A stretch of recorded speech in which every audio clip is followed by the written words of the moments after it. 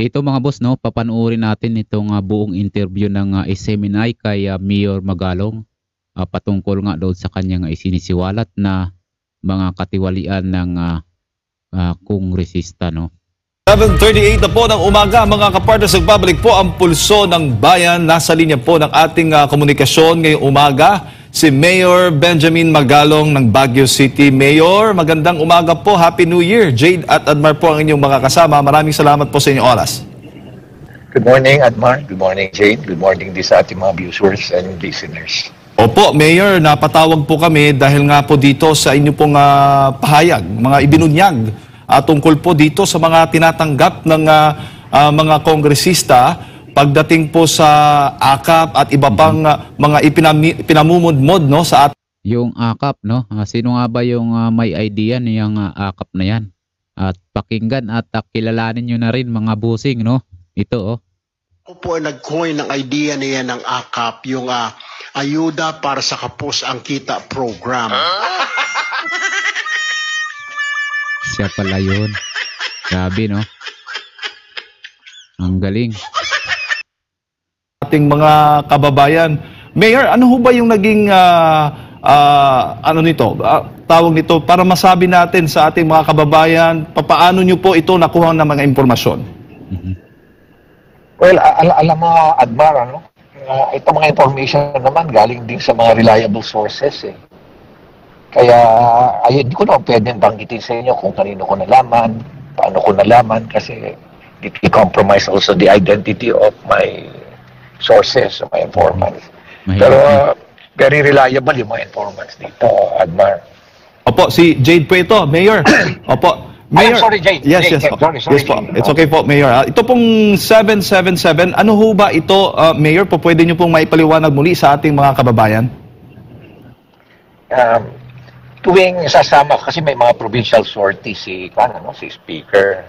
At every time na may yung mga sumasama doon na mga congressman, para ma-incentivize silang sumama, tatanggap nila ng 7 million na AIC, 7 million na MAIP. Ito yung sa medical, for indigenous medical assistance for indigenous patients. At yung TUPAD, 7 million din yun. Pero yung AIC, pwede mong i-convert into AKAP din. Nasa iyo rin yun kung gusto mo ba AIC or AKAP. Basta ang total nun is 21 million. Opo, at itong pamimigay ng ganito, nagsimula pa last year pa, Mayor, o nung matagal na itong nangyayari? Last year pa. Last year ko nalaman, eh. Last year namin nalaman. Siguro mga last quarter na yata last year. At kung sakaling nakadalawa ka o nakatatlo ka, 3 times 21. Kung naka-4 ka, 4 times 21. Kung naka-6 ka, 6 times 21. Kaya lang, nung dumami na ang gustong sumama, nilimit na lang sa maximum ka na lang, maski ilang beses ka sumama, basta maximum ka na lang, 4 times 21, so 84 million. Opo, itong nababanggit po ninyong mga halaga, napupunta ito direkta mismo sa mga kongresista. Bukod pa ito doon sa mga malalaki nilang larawan at nilalagay doon sa pagdidistribute ng mga ng AKAP. O naman, iba pa yung EPAL nila. Iba pa yung pang-EPAL nila, syempre. Iba pa yung paparamdam nila sa mga tao na kumbaga parang sa kanila. Kumbaga, mag-i-insinuate sila. Yung pag namimigay ng ayuda, sorry, nakalagay yung pangalan nila doon at yung malaking mukha nila. Sarap sindihan, no? Yung kanilang mga mukha doon. Pambihira to mga to. Wow! Gago! Ano mga sasabihin nila para ang mga tao talagang indebted sa kanila. Tapos during the actual na payout distribution, patuloy mga kampanya pa. Dadalhin pa nila yung ibang mga kandidato nila para magsasalita muna bago payout. Yung mga tao naman nababagot na. Ano ba to? Sabi, nababagot na. Meron nga isang doon, kung napanood niyo mga boss, isang senador, sinasabi niya, ngayon lang nangyari ito. Grabe. tuwang-tuwa siya sa kanyang pinagsasabi. At ito namang si Buayang Romualdez ay talagang ye Bunel. Sabi. Na sila siyempre. Kasi sa sistema namin, karamihan kami sa mga mayors good governance. Usually, during payout, pupunta lang kami doon for documentation. Pero we usually stay there for about 2 minutes lang. Ang sasabihin lang namin, itong pera na ito galing sa pasalamatan yung mga katabi nyo kasi yan ang pera na ito galing sa mga taxpayers. Sa mga taxpayers, kaya pasalamatan yung mga katabi nyo at sa ganyan sa kanila galing. Kaya thank you for paying your taxes. After that, maalis na kagad kami. Hindi na kami sumasali doon sa payout. Opo. Trabaho na ng DSWD, yung City Social Welfare o yung DOLE. Yun ang trabaho nila yun. Sa kanila na yan. Very efficient naman nila. May sistema naman na maayos. Kaya lang kung minsan nakikipag-away pa itong mga congressman kasi pinagsasabihan din sila ng DSWD at yung DOLE na bawal. Pero ini-insist pa rin nila na hindi, kami yung magawa. Kaya siyempre, hindi naman makaimik yung mga bata. Kaya, kumbaga, tolerance na lang.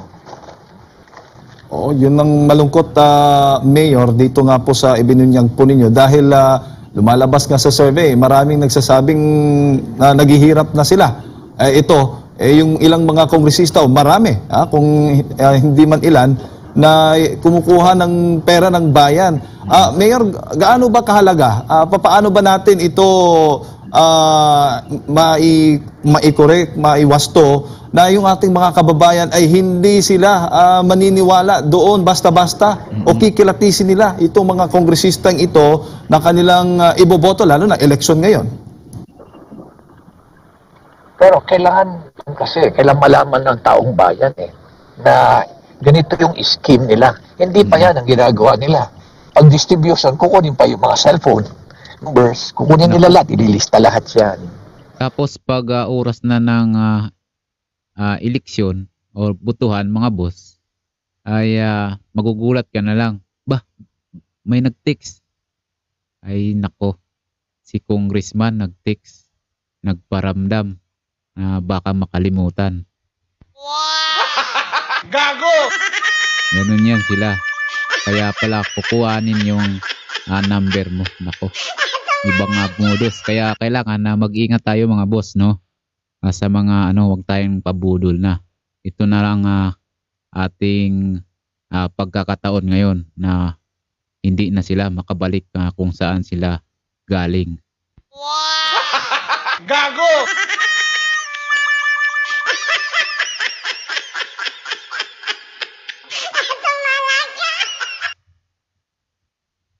No?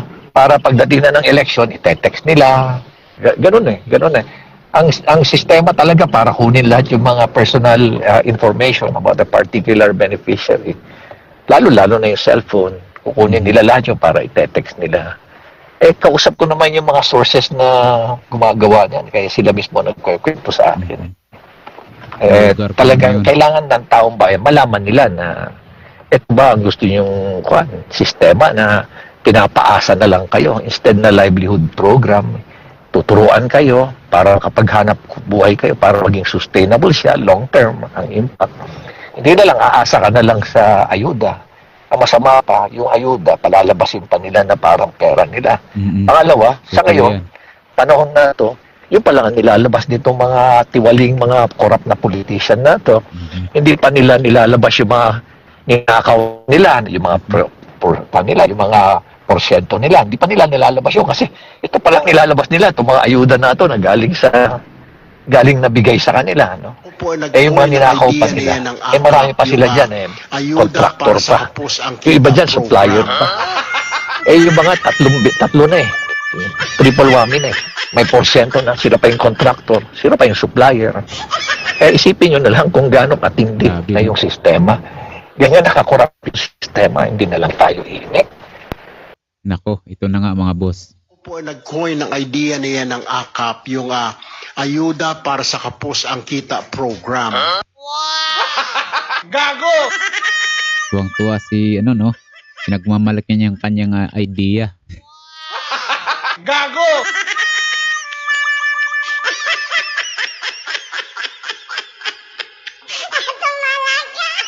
tatahimik na lang tayo. Eh paano, 5 years from now, 10 years from now, sino maghihirap? Di ba itong mga bata? Itong mga bata ngayon, mga generation ngayon. Yung mga mga future generations natin or young generations today, sila maghihirap. Saan pupunta pag nagkagulo? Saan pupunta itong mga kongrista? Sino unang lalayas sa ating bayan? Sa tingin nyo, sino unang lalayas? Nag-uunahan na pumunta sa airport para makaalis na kagad.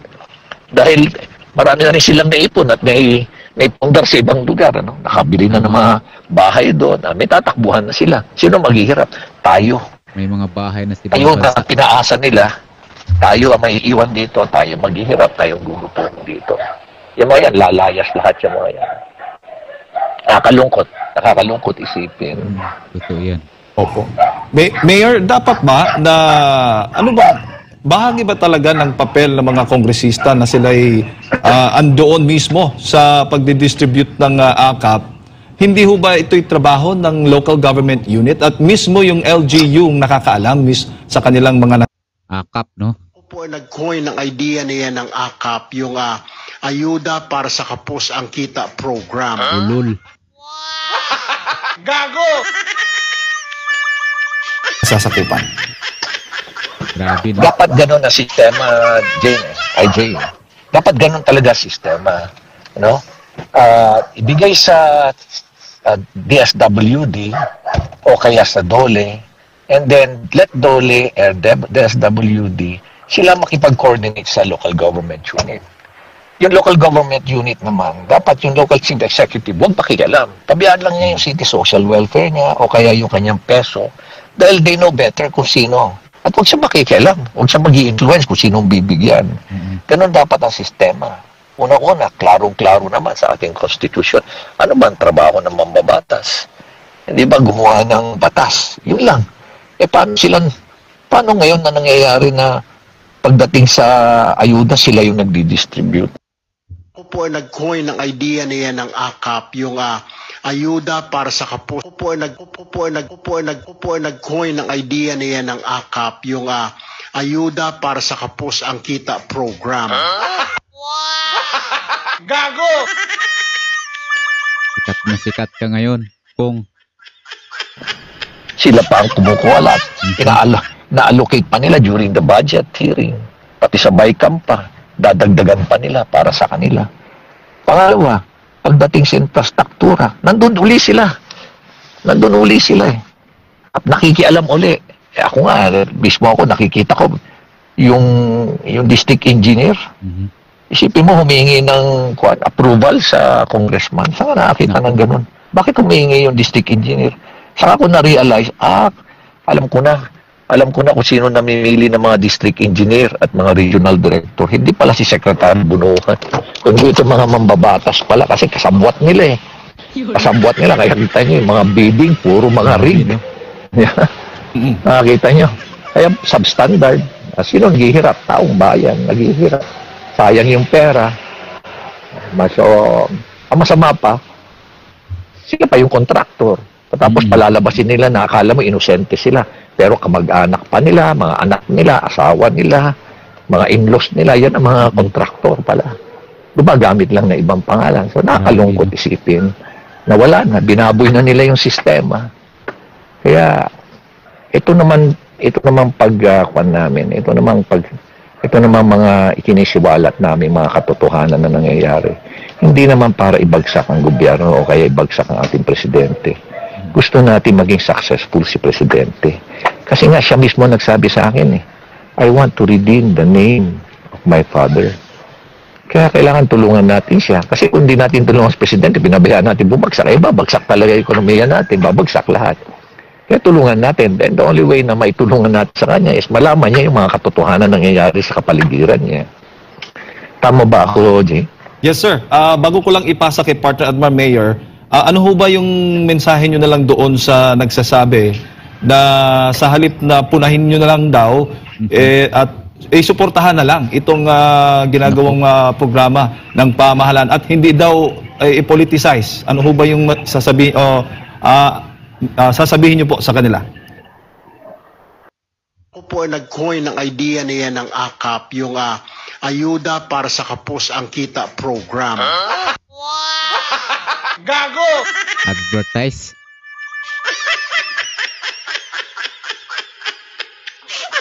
Advertise muna tayo. Ako po ay nag-coin ng idea niya ng AKAP, yung ayuda para sa kapos ang kita program.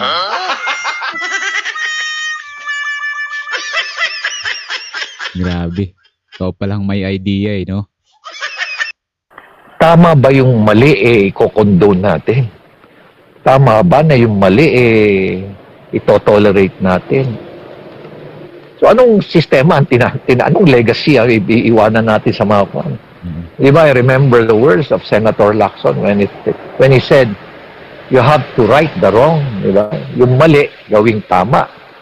Yung tama, panatiliing tama. Hindi ba dapat ganun ang sistema natin? Hindi yung mali, tolerate na lang natin. Silent na lang tayo. Kaya nga lagi kong ina-emphasize yan Silence is not neutrality. It is complicity, it is tolerance. And that's the reason why tuloy-tuloy na namamayagpag itong mga corrupt na politician na to. Dahil tahimik tayo hindi tayo nagsasalita Kaya nga, silence should no longer be an option here. Kailangan magsalita tayo. Otherwise, aabusuhin tayo ng aabusuhin.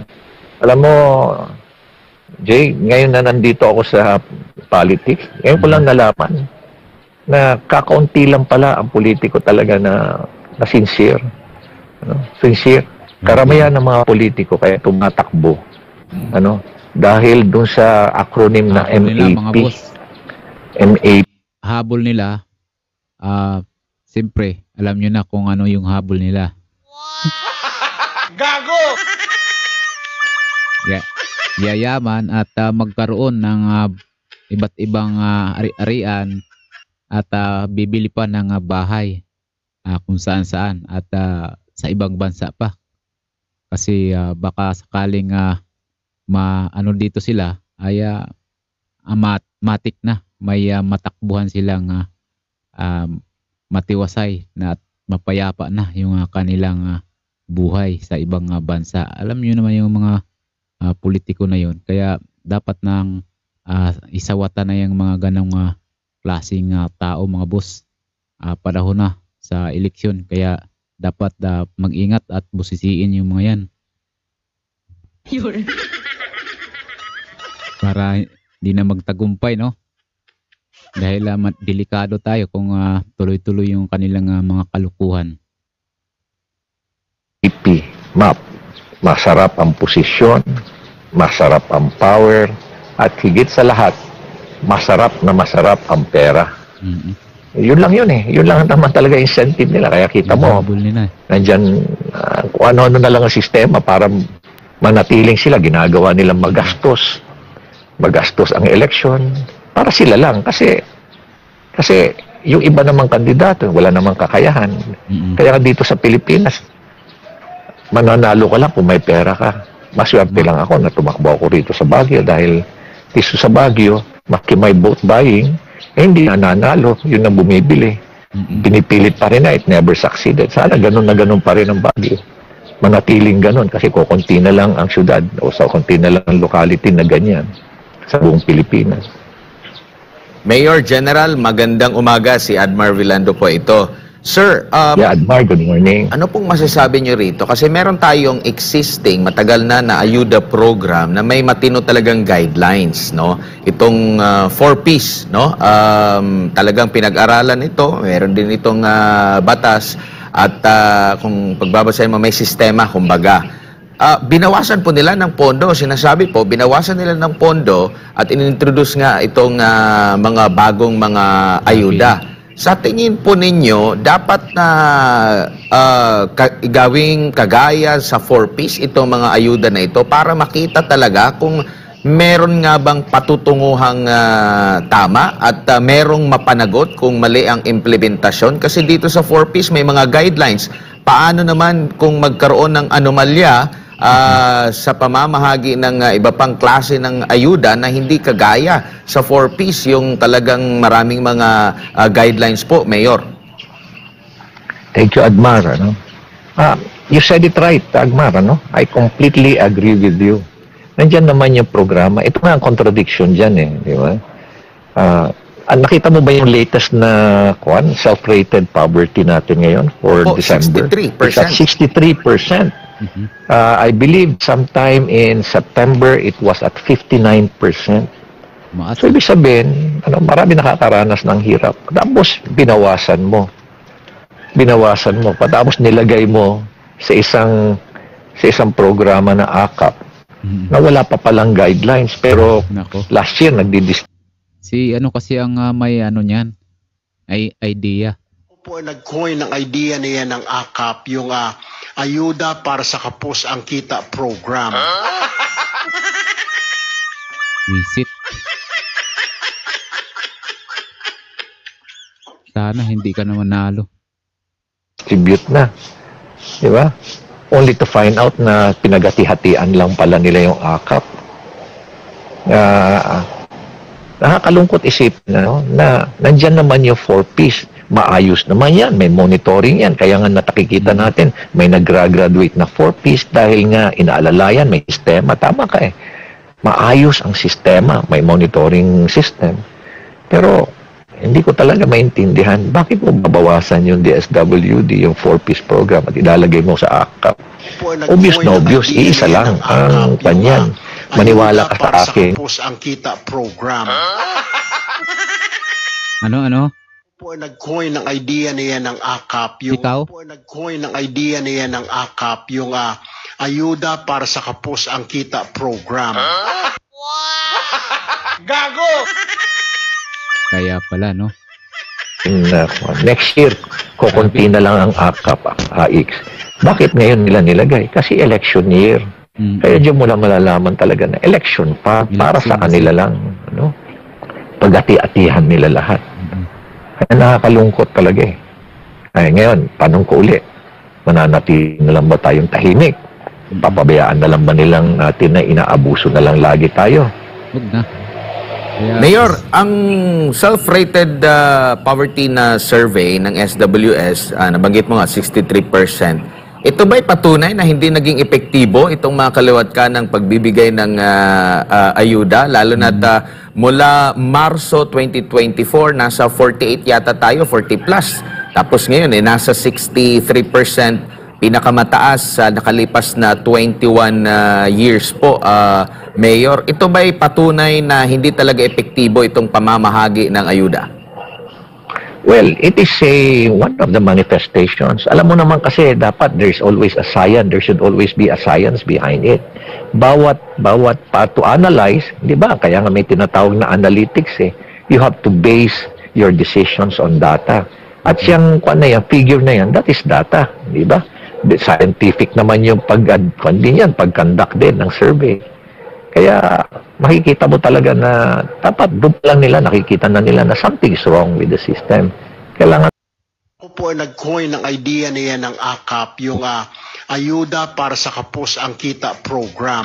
Grabe, commercial ni po nag-coin ng idea nag-coin ng idea niya ng AKAP, yung ayuda para sa kapos ang kita program. Ayun ako. man talaga ayusin. Grabe. Kaya lang, syempre, nakakaawa lang si DSWD, nakakaawa lang si Secretary Gatchalian, nakakaawa din sila Secretary Lagesma. Dahil nga, kumbaga, their hands are tied also, especially during budget hearing na itre-threaten sila na we will not approve your budget. Isipin mo, from NEP, sa NEP pala pinag-usapan na yan. Iyan na yung budget ng presidente. Tapos may budget hearing pa. So much time and effort and money was spent para kausapin yung bawat ahensya, i-justify yung kanilang mga budget. And then finally, pagdating doon sa BICAM, sila na lang ang nagdidesisyon. Tama ba yun? Tama ba yun? Opo. Po nag-coin ng idea niya ng AKAP, yung ayuda para sa kapos ang kita program. Tuwang-tuwang luko, no? Siya raw yung may idea. Gago! Ay, nako. Kumbaga, Nakakalungkot nga eh, no? Ay, sige nako. po. Nakakalungkot nga. Ako nalulungkot talaga ako. Kaya lang, ang problema ko rin naman, kaya rin ako nalulungkot. Inihintay ko rin yung mga kasamahan ko rin sana magsalita din. Kaya lang, Dapat pamarisa na ito. kukunti lang kami nagsasalita. So ito, ngayon, binabash na kami na ngayon, pinapalabas na korap. Nakakalungkot. Pero laban lang, hindi naman. Ganun talaga ang gobyerno ngayon. Kapag sumalungat ko nga, ay ligwaking ka nila. Yan ang ano nila papel ngayon. Grabe, ayaw nilang punahin sila. Gusto nila ituloy-tuloy lang yung kanilang ligaya. Gago! Tuloy-tuloy lang malagyan yung kanilang bulsa. Ako po ay nag-coin ng idea niya ng AKAP, yung ayuda para sa kapos ang kita program. Grabe. Naman ako, hindi naman kami hihinto no? Tuloy-tuloy lang ang laban. Opo, ano po Siguro, masasabi ninyo? Kami naman Opo. Kami naman, sanay kami sa laban Nasugatan na nga kami, di ba? We risk our lives fighting for this country. Ang laban natin dito, hindi lang yung young generation, survival of our country, yung Pilipinas. Kasi wala naman ng Pilipinas number 1, wala namang Pilipinas number 2, isa na lang ang Pilipinas. Opo. Mayor, ano namang masasabi ninyo? Dahil sabi nyo nga, kukonti lang kayo nagsasalita. Dahil nga, merong mga power tripper. Oo nga, maraming power tripper, di ba? Tapos palalabasin pa nila, matatalo lang yan sa kuwan. Sige nga, tignan. Siguro parang ipinapakuha nila na bayaran pala mga tao sa Baguio. Pwede palang bilhin ang mga tao sa Baguio. Ganun ba yung gusto nilang ipamukha sa mga kababayan namin dito sa Baguio? Diba? Opo. Sir. Alam mo, Admar, nung binabanggit ko to sa mga Armed Forces of the Philippines, yung mga sundalo at mga kapulisan, last year, alam mo ba ang sabi nila sa akin? Mayor, pwede naman kami mag-contribute para sa bayan. Nako. Kung ganun pala na nakakabigat yung aming pension, actual indexation, pwede naman kami mag-contribute sa bayan. Isipin mo yung mga ating mga sundalo, kapulisan, at yung mga uniform personnel, naiisip yun na ito yung mga ordinary na sundalo. Naiisip yun. May narinig ka ba doon sa mga mambabatas natin na magko-contribute kami sa bayan? Siguro meron sa kanila konti.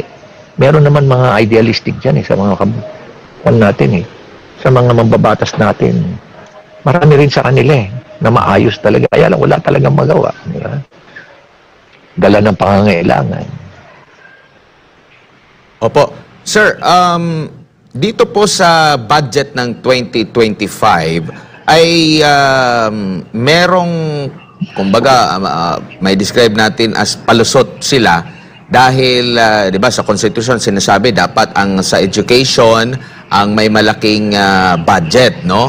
At justify nila na itong 2025 budget ay malaki naman ang inilaan dito para sa edukasyon, pero maraming tumasang kilay dahil pati yung sa mga institusyon sa militar, sa Philippine National Police Academy, sa Philippine Military Academy na budget ay isinama sa education po. Bilang kayo po ay dating nasa uniformed institution po, sa pagkakaalam po ninyo, bahagi po ba ng education budget itong mga nabanggit natin ng mga institusyon na nilaanan at isinama nga kaya tumaas ang education budget ko dito sa 2025?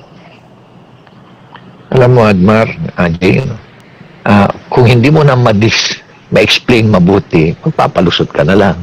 Kung ano-ano na lang ang babanggitin mo doon. National Defense College, Philippine Military Academy, Public Safety. Pero ang dapat nilang tinitingnan, kami alam namin Admar, every time na pagbukas ng klase, sino ba nag-aayos ng mga eskwela? Sino ba tumutulong na mag-ayos ng eskwela? Ito ito mga boss, ngayon pa lang panalong-panalo na itong buang na to. Gago! Malinis, panalong-panalo na. Walang kaabog-abog, pambihira. Ito yung kalakalan ngayon ng gobyerno mga boss. Ito pambihira ka talaga. eskwela? Ang local government unit. Sino nagproduce ng mga pintura? Ang local government unit. Sino mga nagtatrabaho at nagre-repair ng mga schools, classrooms? Ang local government unit. Sino ba ang nagproduce ng mga chairs? Ang local government unit. Sino ba nagproduce ng mga blackboard? Ang local government unit. Ibig sabihin, kulang na kulang. Kulang na kulang talaga. Ang para sa education, yung dapat nilang tignan, yung nandun sa mga elementary, public schools. Huwag na nilang dagdagan para i-justify lang nila kung ano-ano na lang ipapatong nila para lang i-justify. Kumbaga sa military, di ba, meron words kami na tell that to the Marines. Opo. And ano po ang masasabi niyo po sa kabuuan sa 2025 budget? Kasi marami nag-question din dito na ito na ba ang pinaka-corrupt na budget sa Philippine history? At sinasabi nga nila na ang 2025 budget ay election budget. Mayor. Ayoko naman banggitin na yan ang corrupt. Ayoko naman banggitin. Kasi mga tao lang ang corrupt dyan. Mga tao. Ayoko naman sabihin na yung corrupt yung budget natin. Siguro, tama ka doon sa word na election budget. It is more of an election budget. Pero alam mo, yung ating presidente is trying to correct it. Pero wala gahol na sa oras. Di ba? Gahol na sa oras. Tapos, ipit na. Kaya siguro ganun na yung naging desisyon na rin niya. Pero kulang talaga. Kulang. Kaya nga, gumawa kami ng sulat sa kanya. Isa ako sa secretary doon sa letter ng 6. Ito yung alyansa ng mga nagkakaisang mamamayan. Pero hindi naman natupad lahat yung request natin. Kaya, nakakalungkot lang talaga.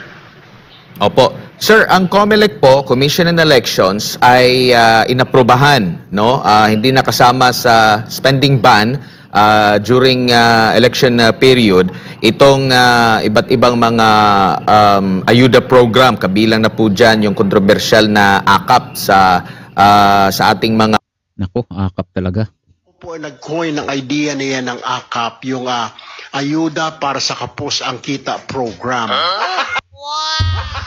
Gago! Sabing AKAP na to. Kababayan, pero meron lang silang ipinunto rito na dapat ay walang mga politiko doon sa pamamahagi. Sapat na ba ito? Dahil napapansin natin na meron ding mga nagre-rekomenda, may mga papel na recommended by politiko na ito, dapat mabigyan itong individual na ito, dumaan ito sa opisina namin. Sapat na ba na dapat hindi present ang politiko doon pero meron namang ibang pamamaraan? Paano kaya sa tingin nyo po maiwasan pa itong nasa 2025 budget na hindi talaga mapolitiko na dapat gawin mismo ng Pangulo? Alam mo, Admar, ganito yan Jay, ganito na yan Sa galing na nila, alam mo, napaka-imaginative nila, napaka-creative na nila. Ngayon, pag pupunta ka doon sa opisina, sasabihan ka ng staff, ay, pasensya na ho kayo, wala na po rito yung pera, bawal na po kami magbigay ng pera ni Congressman. Kung na lang po, yung pera po ni Congressman, nasa DSWD na lang po. Doon na lang po kayo pumunta, bibigyan ko na lang po kayo ng, sasabihan na lang po namin sila. Ganun pa rin. Ganun pa rin. So, yun ang mga sistema na siyempre mahihirapan ng DSWD na i-monitor yun. Kaya yung DOLE na i-monitor yun. Pero ganun na yung nangyayari ngayon. Pera ni Congressman, pera ni Mayor, pera ni Kong-Governor, ganun na yung sistema Yeah. Opo, Mayor, bilang panghuli na lang po sa akin, ibinalita po kamakailan ng Bureau of Treasury na umabot na sa mahigit 16 trillion pesos yung utang ng Pilipinas sa 2024 ng November, kumpara sa 14 trillion mahigit noong 2023. Tumaas po ito ng halos 2 trillion siguro. And sa kabila nito, merong survey din na tumaas na 63%. Meron pang pang-aayuda. Sa tingin nyo po, sulit yung inutang ng ating bansa? Siguro ang tanong natin yan yung mga inuutang ba natin talaga napupunta sa taong bayan? Napupunta ba talaga sa proyekto? Napupunta sa programa? Di ba merong ang kwan dyan lumalabas na 20% of the budget goes to corruption. Diba? At yung kwenta nga namin na mga projects, programa, almost 30 to 35%. Or sabihin na lang natin, 30 to 40%, yun na lang ang naiiwan sa project. The rest, merong 7% na pupunta sa tax, may 1% na pupunta sa insurance bond, the rest na pupunta sa bulsa ng mga corrupt na politiko at corrupt na official. Yun ang mga nangyayari dyan Now, just to give you an idea, gaano kabilis ang pagtaas ng ating utang. No? In 2016, ang ating utang is 5.9 trillion. No? Accumulated for more than 40 years. Okay. After the term, after 6 years in 2022, after 6 years, ang utang natin 11.7 trillion no umalis na si PRRD, no? Nung December ng 2022, ang utang natin was at 13.4 trillion. Last year ay nung 2023, ang utang natin was at 14.6 trillion. Nung 2024, ang ginawa nilang projection sa 2024, ang utang natin by the end of 2024, last year, is 15.38. That was the projection of the Department of Budget. Pero sometime in the last quarter or later part of the third quarter of 2024, they changed yung kanilang projection. Nilagay na nila na 16.06 trillion na ang utang natin. No? Pero lumalabas na baka mas mataas pa dahil nga hindi pa na-factor in doon yung mga series of mga bagyo na dumaan, di ba? Ang projection nga nila, nung pinoject nila yung 16.06 trillion this year, next year, ang projection ng Department of, yung Bureau of Treasury was 17.58 this year. 17.38 ba o 17.58? Something like that. Pero malamang tataas na. Kaya kung titingnan mo rin, magkano ba ang binabayad natin every year? Okay. Ano? Lang sa interest. In 2023, ang binayaran natin for our debt service interest lang, walang bawas sa principal, was 582 billion. Last year, ang inalat ng SAGAA noong 2024, makikita mo SAGAA yun SAGAA naman, yung automatic appropriation, makikita mo doon, debt service interest. Last year was at 670. So that's an additional 90 billion. No? Pero lumalabas na hindi lang 670 billion ang binayaran natin last year. Mas mataas pa. Kaya nga, ang nilagay nila ngayon SAGAA for debt service, itong year na to, for 2025 is around 877 billion. Now, magkano ang babayaran natin para mabawasan natin yung utang, yung principal? Last year, based dun sa computation nila, we have to pay 1.241 trillion pesos para mabawasan yung principal. Pero tingnan mo doon sa GAA ng 2024, nowhere can you find at 1.241 trillion. Kasi wala tayong perang ganon. Kaya ibig sabihin, patong lang ng patong yun. Every year, utang tayo ng utang, bulsa naman ng bulsa. Ito mga corrupt na politician, corrupt na government official. Wow! Gago! Grabe. Ako po ay nag-coin ng idea niya ng AKAP, yung ayuda para sa kapos ang kita program. Tapos. Wag mo nang mambudol. Palakpak naman sila ng palakpak. Pag nagkagulo, nag-uunahan yan, nalalaya sa ating bansa. Grabe. Alright, Mayor, huli na lang mula sa akin. Dahil nga, nung nakaraang taon, Mayor, maraming nangyari, lalo na doon sa mga ilang mayors, ilang individual o grupo na nagsalita rin tulad po ninyo. At ang nangyari sa kanila, talagang may terminong ginurgor. Posible kaya, Mayor, dahil nga sa pagbubunyag ninyo tungkol nga dito sa katiwalian ng Mangyari din mga ba kongresista, kay, Mayor Magalong? ganun din po bang mangyayari at nakahanda po ba kayo? Alam mo, alam nyo, may 4 akong 5 kaso, no? May final sa akin. Pa-dismiss ko na yung isa, may 4 pa. Ngayon, may pressure kay Kwan, sa ombudsman, siyempre. Alam na natin yan. Pero kaya ba nilang diktahan si ombudsman? No? Very independent-minded din ang ating ombudsman. Ang sa akin lang naman is, kung ako man ay makitang may sala ako at i-preventive suspension o i-dismiss ako, it should be based on merit. Talagang kasalanan ko. Pero dito sa Baguio, bawal ho ang corruption dito eh. Ang inyong mayor dito, ang mayor ho dito, sweldo lang ho dito. Marami ng alok. Pwede palang gumawa ng 400 million in just a matter of 3 years. Pero tama ba yung gagawin na yun? Eh dito sa Baguio, pinanindigan po na ho namin yan. First term, second term, hanggang sa third term. Kung mananalo pa ho ako, at hindi ho mabibili yung mga tao ho rito sa Baguio, ipapakita ko sa kanila na pwede palang consistently, pwede palang gawing good governance ang pamamahala. Hindi yung first term, okay. Pagdating sa second term, malapit na matapos ang second term, bibirada na, mangangwarta na. Pagdating sa third term, nawala na yung values, nawala na yung core values, puro pangangwarta na.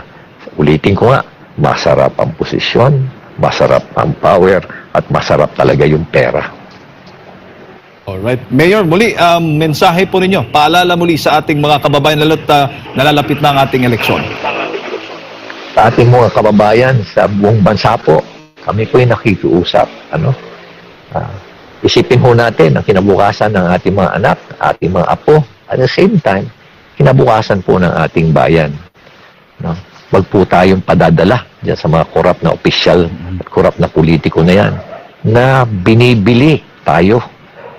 At masama pa ho, niluluto tayo sa sarili nating mantika. Nagkakaroon tayo ng utang na loob na sa kanila na akala natin, yung perang ibinibigay sa atin, galing sa kanilang bulsa. Hindi po totoo yan. Ang pera ho na yan, galing po doon sa mga taxes na ibinayaran ho natin. Lahat po tayo nagbabayad, maski hindi kayo nagpapile ng income tax. Lahat po tayo nagbabayad. Bawat grocery items, bawat pagkain na binibili ho natin, meron pong mga taxes yan. Mga damit na binibili, may taxes ho yan. Galing ho sa atin yan. Kaya wag ho kayong paloloko. Piliin po natin para ho sa kinabukasan ng ating mga anak at mga apo at sa ating bayan at ng ating bayan. Sana ho, itong 2025 elections, piliin na po natin yung mga matitinong mga kandidato. Wag na po tayong paloloko. Maraming salamat po. Maraming salamat, Mayor. Mabuhay po kayo at ingat po. Mga kababayan, si Mayor Benjamin Magalong ng Baguio City ang ating nakasama ngayong umaga. Muli, may tanong tayo sa ating mga kababayan kung ano ho ba ang inyong opinion, masasabi, hinggil nga po dito sa lumabas na survey na nasa mahigit 63% ang nagsasabing sila mahirap. Ay i-post nyo lamang po inyong mga komento dito lamang sa ating mga comment section sa Facebook at YouTube at sisikapin natin mabasa lahat yan mamaya po sa pagbabalik ng Pulso ng Bayan. Nako, akala ko ako lang yung nakaramdam nga ng hirap ngayon mga busing dahil talaga namang hirap na hirap ang buhay natin ngayon, sobra. Hindi ko nga ma-imagine na talagang 2025 na pala. Akala ko January pa lang ng 2024. Dahil walang-wala talaga mga busing, no?